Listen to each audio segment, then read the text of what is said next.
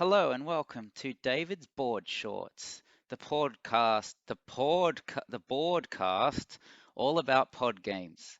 I mean, board games. It's not all about them, just a bit about them, and I'm just one guy, so I'm not, on top of everything. Anyway, give me a break. My name's David. I'm from Grail Games. This is a board game publisher, but I can't stop talking. So I want to do a podcast sometimes. I'm also dumb, so I don't know how to put it on a podcast machine. I just record my voice and upload it to YouTube. So thanks for listening. If you want, you can listen to it on your headphones and pretend it's a podcast, or you can just have it going while you do your stuff. You can even find apps, I'm told, that will download YouTube as a podcast, and you can do all the hard work for me.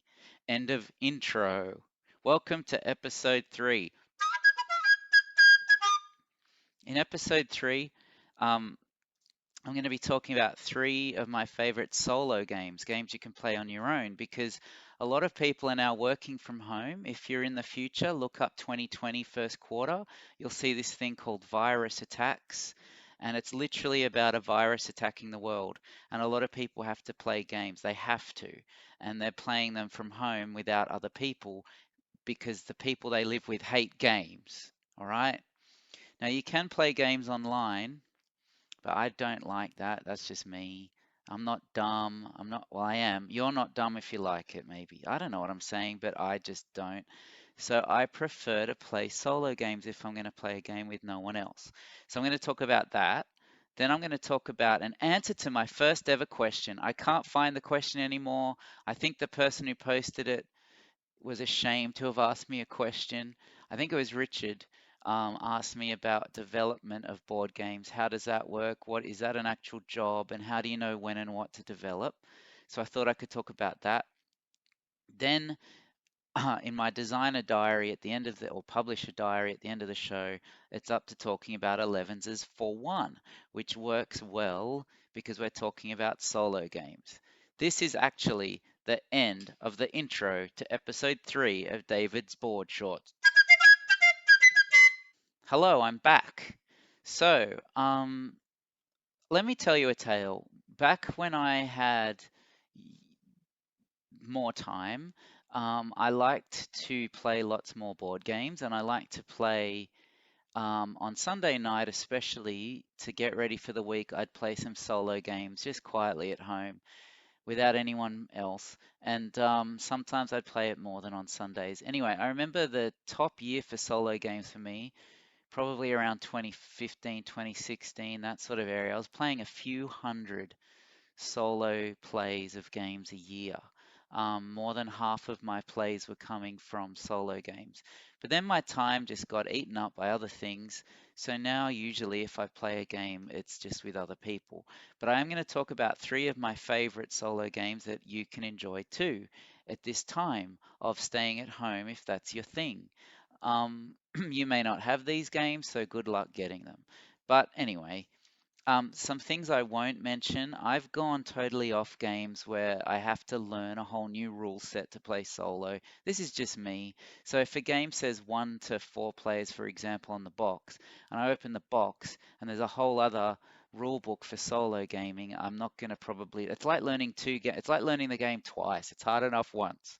So I usually don't do those. And while I used to think just play the game to get your best score type of solo game was the worst way to go, I've now decided it's the easiest way to go because it's actually reminding me of how to play multiplayer. It's giving me the same feel.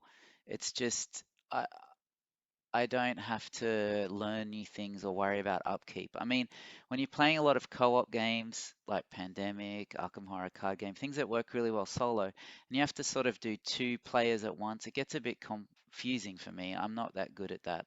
So I just like quiet, puzzly type solo games. But if I was to pick the other types, there's a lot of Euro games that play well solo, like Le Havre and Agricola Family even, Walnut Grove. I love that one.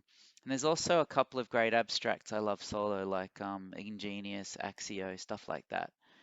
But I'm going to pick 3 that are super cool. You can open the box and be playing in 10 seconds, play 5 to 20 minutes, and then get on with your life. Okay, the first one I wanted to talk about was Cities. This came out, I think 2009, 2008 probably. But the English edition is Z-Man or Z-Man. It's by Martin F. His last name is a mystery, and he designed this system really. It's cities. It's sort of a precursor to games like King Domino. It's a tile laying game of a city you're building. Each tile has a different type of city type on each half of type of the domino type thing. And you're trying to connect, make big sections. But the cool thing is there's three different ways to play or score in the game. And I love trying those different ways. There's no difference between multiplayer and solo, just like the next game I'm going to talk about. So why not play it solo? There's also a newer version, sort of, that came out, I think Abacus Spiel in Germany, called Limes or Limes, because it's probably the Latin thing. That's more an updated variant of Cities. It's great. I own both. I'd play either anytime, but I've just always gone back to Cities. I mean, Cities I've played well over 100 times for reals. Um, and I love just the quick puzzle of it and trying to beat my best score each time. I always usually play it 3 times in a row and get my best score. Limes Mez is good as well.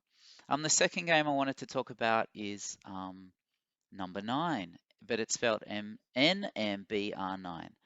It is not named after the famous Beatles song Number Nine, Number Nine. It's named after the number nine. And in this game, it's another tile laying game, but instead of building a city outwards into a grid, you're laying number pieces upwards. And each floor that you build, the number of it is equal to that in points. So, for example, ground floor, the bottom floor is 0 points. So you're just building a nice stack level base.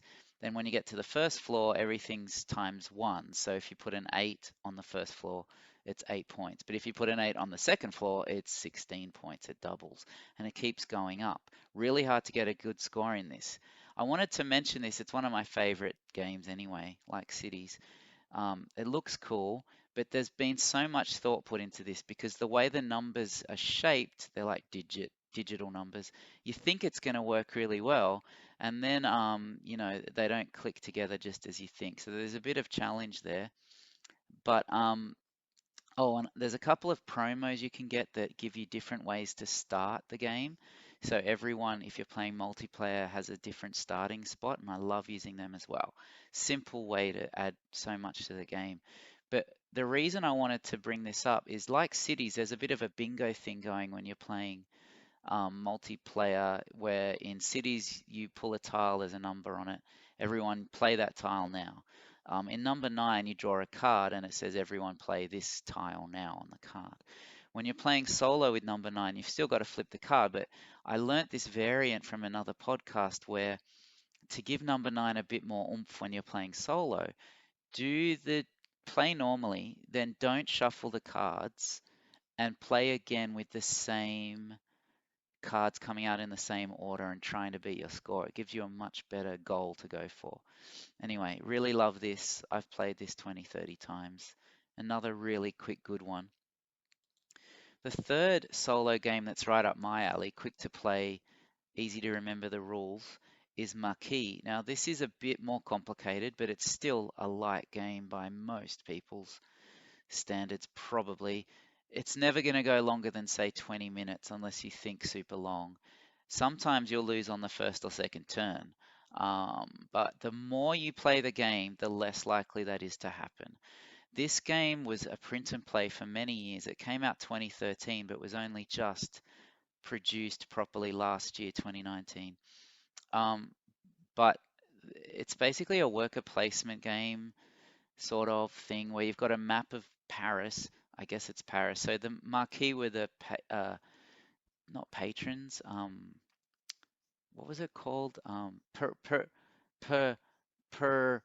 They were the underground in France in partisans in World War II, and you're trying to go around spoil the Germans' plans and not get shot. But this was the precursor to a lot of solo games designed by, or there's a couple that came out that actually take this system where you flip a card and the card says where the AI will place on their turn, based on a little sort of a tech tree type flow chart type thing. And it works super well. So you learn the places where the soldiers are more likely to go to block you off. You make sure you've always got an escape route. And the replayability comes from the fact that you've got different objectives each time that you're trying to accomplish. So you're always trying to do different things. You can add new rooms to the board. It's really cool. Um, this was a game that I used to love as a print and play. Now that I've bought it, the actual one, I've only played it a couple of times, but when you're in the mood, this is a great one. It gives you a bit of more of that strategic game, sort of a war game, not really, but you know what I mean, type feel, but it's played so quickly. Just don't die on your first turn. That's my key. That's the end of this section. What are your favorite solo games to play? All right, so I'm back. Development in games. It was an interesting question put under one of my videos to answer, and I got so excited to be asked a question for the next podcast that I've forgotten where the question is. So I might be answering it wrong. I'm paraphrasing it. Basically, I was asked, when does a publisher know when to develop and how to develop a game beyond the prototype you're submitted. Oh, by the way, if you hadn't noticed, I flipped into publisher mode. So that three favorite solo games was me as a gamer. Now it's me as a publisher. Stay tuned for me as a designer. Boom. Okay. So development's a tricky one. It's vital, and I see it as one of the main things a publisher does. If you want to self-publish your game, Kickstarter or otherwise, it's fun. It's great. I mean, that's sort of how I started, but you won't get development on that game to the point that a regularly published game will, unless you pay an outside developer to do it. There are some that work as freelancers. Um, Development is sort of what happens after a game is submitted. So the game designer has decided this game is finished from my end, or it's finished enough that I can give it to a publisher, not be embarrassed, and say, this is how I imagine it's going to be. Then that publisher will take it away, decide if they want to do it. But because each publisher has their own goals, market share, market aims, different talents, different objectives, different perspectives, what a publisher might do with a game is always different. Sometimes a publisher will be given a game and it's just given new art and it's gone, it's off. Sometimes a publisher will be given a game and they see that they need to do immense work on it to get it to what they see it should be. But because the core game is so great, they're happy to do it. Usually it's somewhere in the middle. And there's no way to predict or estimate how or what development is going to look like. Um, and there's no way to say how long it's going to take either. Sometimes all that a publisher will want to do is change one little thing, but to get to that one little thing in the right way could take months. So it's really hard. Also, the direction that the art is going to be in will help spur development. So right now I'm doing a game that was submitted as Silk Road, which has been done a million times, a game about trading along the Silk Road. But after spending months talking to other people and the artist, we've found a new setting for the game, and that directs how the game will not only look but be talked about, described in the rules and on the box, and also some small tweaks to the rules so it all fits properly and works in this great new way. Because it was considered that the first original version was not printable or publishable or sellable, maybe. So let's get some examples. Last week, a personal one, I talked, not last week, whenever I talked about Elevenses in my designer diary, it's in episode 2 of this famous, great podcast on the video channel, YouTube. I talked about Elevenses and how I designed it and gave it to my brother to publish. But he wanted to change a lot of the things in it, well, not a lot, but two or three things. And unfortunately, it took months and months to get that right. And we were working on that together, and the ending result was so obvious, it should have been staring at us in the first place, in our faces, but it wasn't. So to go back, one of the things was the game could stalemate because if you never got an 11 card, you couldn't end the game. So we just made it that the 11 card could not be stolen, swapped, moved, traded, anything like that, which seemed clunky, but it was such a simple fix and it works. Now you probably don't even notice it. Another thing is adding the expansion, the special guest cards. That took a bit of time, and also how you score the round. But when we got to it, we had a much better game in the end. Often a designer will think the game's, well, it is done, but the publisher comes up with ways to change it that they never expected, like with Elevenses for me. And I think a designer has to be ready for that. I mean, a good publisher will say, here's what we want to work on. Do you have any ideas on how to do that? But often, from personal experience, the publisher will say, I'm interested in this, and this is what we'd like to do to it to make it a game that fits for us. And then often the designer will get not offended, but upset or not believe in that direction, rightly or wrongly, and take the game away. But I'd just give my input for a designer is be willing to move on that because sometimes the end product will be better than even you could see. Another one I'll pull out of the air is Boomerang. So the first edition is pretty much how the designer presented it to me. If you've played it or not, it's a draft and write game. So you mark your score off on a sheet like a roll and write game like Yahtzee or Quicks, but you draft cards like Sushi Go or Seven Wonders to get your results each round. It's pretty much, I think from memory, what Scott Arms gave me, except I changed a lot of the locations because I knew Australia a lot better. And also, the original ways you scored were much more about like a geography lesson of Australia, the main industries and stuff like that. And I wanted it to be more like the players are going on a holiday, so we changed it instead of, coal mining and diamonds and stuff. It was, what did you see on your holiday? What did you collect? Things like that. What did you buy? Those were the only things that I changed, and they were all surface changes. And Scott was cool with all that. But then when we had the chance with Matago to do a second edition, in fact, we're now doing three Boomerang games. So the rules have had to be extrapolated out across three games, and all the ideas we've had since the first edition have been pushed out across three games. But for the main one, Boomerang Australia, we did simplify some of the rules. There's one rule called the throw and catch rule, which even though it's really simple, so many people were writing in or tweeting, how does that work? So we just had to get rid of that because we wanted, or change it because the game we wanted to be really accessible. I think that rule is now in Boomerang USA, the original one. And there was another thing we've changed. Oh, the way the collections work, we made it a bit more thematic where it's not just get more than you did last trip or you get zero, but it's now don't fill up your bags too much. You double your points for that up to a certain point, but then because you're taking home too many souvenirs, you don't get so many points. But it's also a bit more intrinsically fun, maybe because not everyone likes writing a zero on their score sheets. But again, we had to come up with other rules with Scott Arms, the designer, across three games. So each game feels different and they all have their own sort of twerks. Is that a word? But the original rules we changed are in Europe or America. So sometimes it's being given a second chance where development shines, like Boomerang. Sometimes it's after feedback from testing the game, you realize some things have to change.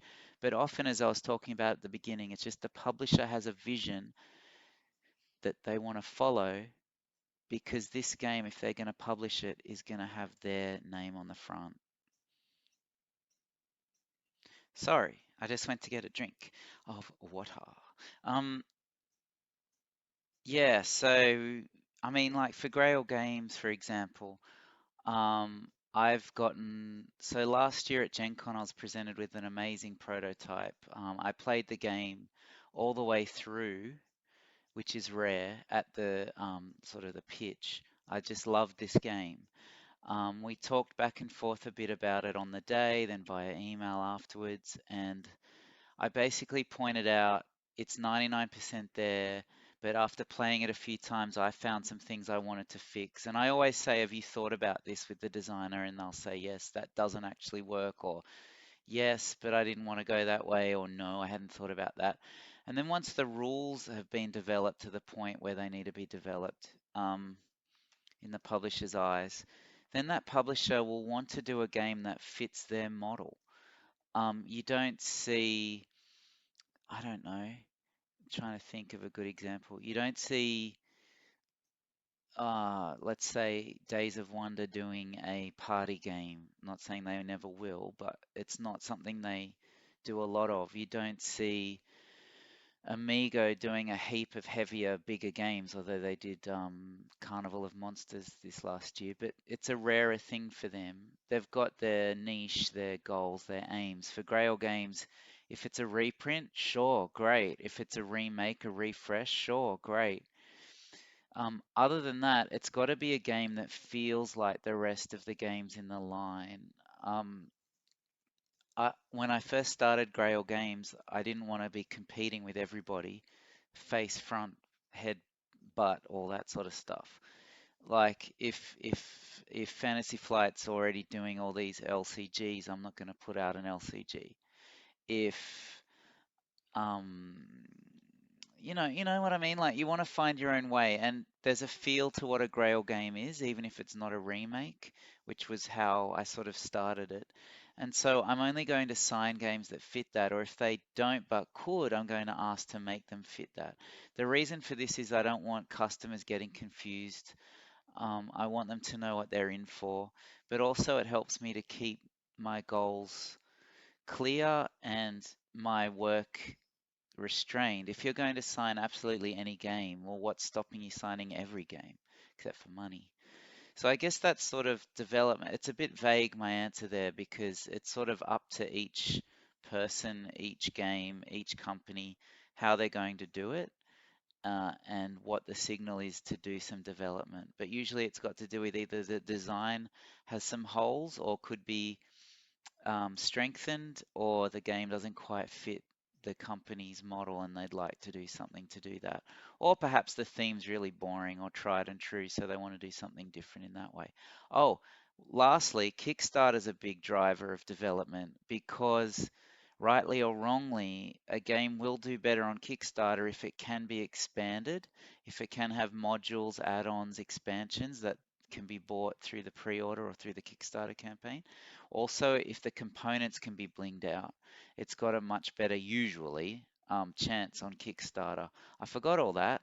So if the company's aim is to do the game via Kickstarter, they're going to want to develop it so, if possible, without wrecking the game, I assume, it's going to work in a way that can be added on to during, with stretch goals and things on Kickstarter. I guess that'll do. Hey, let's go on to Elevenses for one. Hi, so Elevens is for one. So these sort of designer diaries going through every Grail game that's been released in order through this show, and it is a show. It's a great show, even though you can't see it. Um, I wish you could. It's really a handsome show, but um, it wasn't meant to be just me talking about games I've designed, but that's how the company Grail Games started. I wanted to do games that I could wreck and make mistakes with before I started doing other people's babies, you know. So I started with 101, then got Elevenses, as you've probably heard in my previous shows, if you're one of the 20 people who heard it. And then I'm gonna put Elevenses for one in next because this wasn't released next. It might have been as a print and play. I've forgotten, but it was next in the list of what I did, I think, if I'm remembering right. So this game was originally designed in 2013, I think. So while the Kickstarter campaign for Elevenses was going on in 2013, I was working. I just had the idea during the campaign, hey, wouldn't, as I was just talking with development, we can't really expand Elevenses too much. It's a small card game, but we could offer them another treat. And so I thought, what about another small, tiny, pocket-sized game in this sort of area? And as you know, if you heard from the other show, Elevens has actually started with me wanting to make a micro game that was 11 cards big, and you can hear about that story. It was a great story. in the last show of this episode of this show. But when I thought, well, hang on, let's do a game that actually is 11 cards. So 11s is for real. And because I wanted to be able to test it a million times quickly, because I wanted to release it during the 11s as Kickstarter, I made it a solo game. And I wanted it to be small and quick and simple enough that I could test it on the train on my way to work. That's what it is. And it's funny because now a lot of people will put it in geek lists on BGG, boardgamegeek.com. Games you can play on a plane table or games you can play on a train or whatever. And that's what it was designed to be. It's not meant to be the greatest game you've ever played, although it probably is, but it's a game that plays in 5 minutes all by yourself. You can play it 20 times while waiting for the plane to show up or whatever. So it's basically uses the 11 cards that each player gets in Elevenses, but with different effects written on them. And the goal of the game is simply, the cards are shuffled, simply to play the cards from 1 to 11.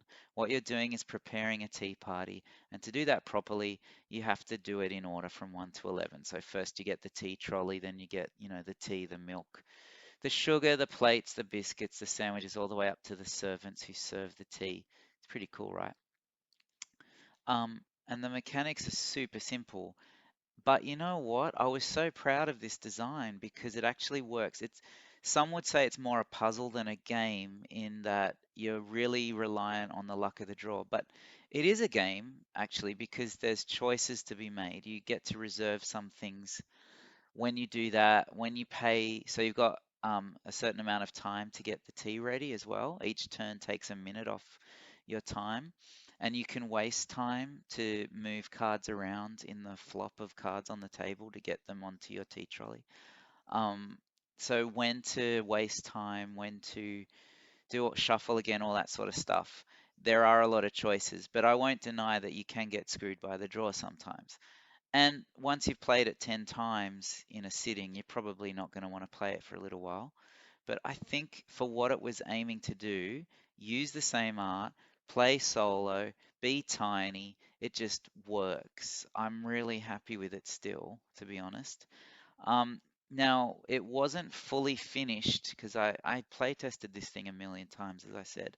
By the time the Kickstarter ended, I'd probably only done it half a million times, and it just wasn't r- perfect yet. It was still a bit clunky. So it was mostly just figuring out the card effects best, like with the original game. Um, And so we could have offered it during the Kickstarter, but I had no guarantee it would be finished before fulfillment. Probably would have been. But what I ended up doing was submitting it to the Board Game Geek Print and Play Solitaire Games contest. At the time, as I said earlier in this episode, I was a massive solitaire player, solo game player, and I download a lot of P&Ps, and Marquee actually got from the previous year, I think, probably that one in 2013, the print and play contest, and I was blown away by it. And then I think it must have been 2014, I put 11s for one into the contest. And this was one of the few times online I found a community that was super supportive, super kind, super helpful. And I loved that whole process of that competition. Um, it actually came second place, and it also won the small games category. It was also nominated for Best Print and Play that year. It was a Golden Geek, and no other Grail game has had a nominee in the Golden Geeks or any real award. So super flattered by that, and it's still getting played today. I still get emails about it. Very flattering. You can still download the print and play from Board Game Geek, not from the Grail Game website. And the reason that is because of the next part of the story. I forget when, probably 2015, someone who makes Android apps approached me to make 11s for one as an app. I think it's still there on Android. Get it? It's like $1 probably.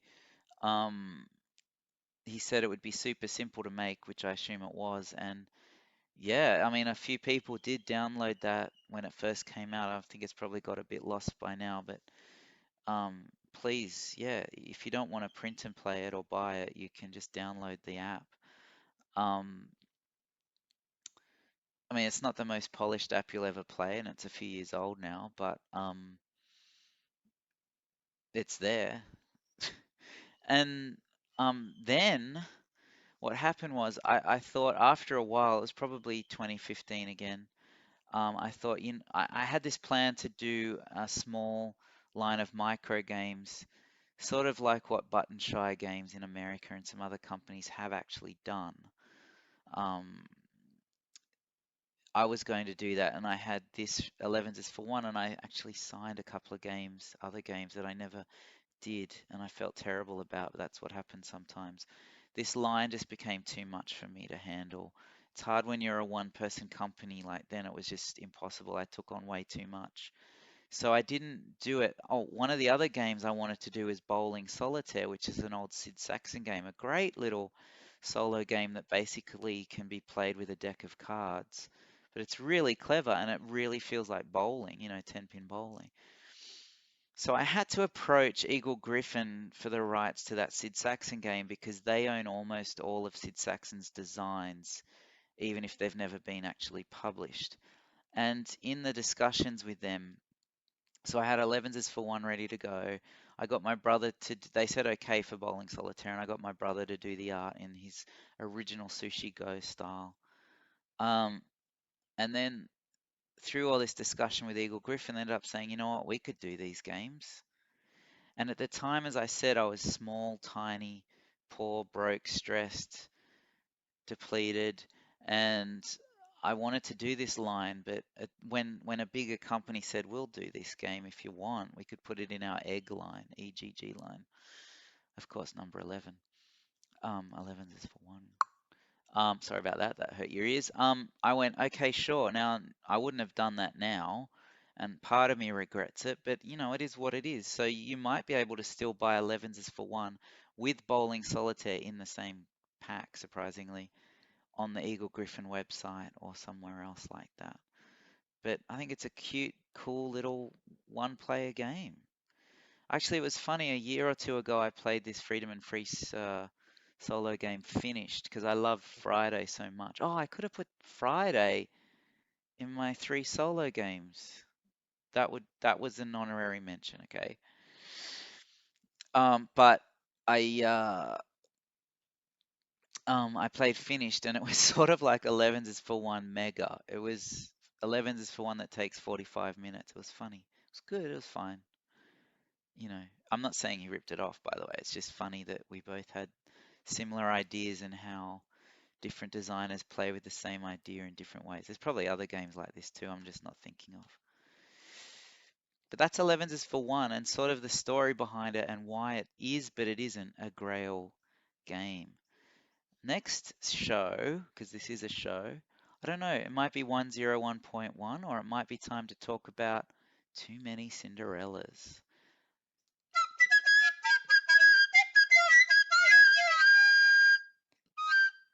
Thanks for listening to David's Board Shorts.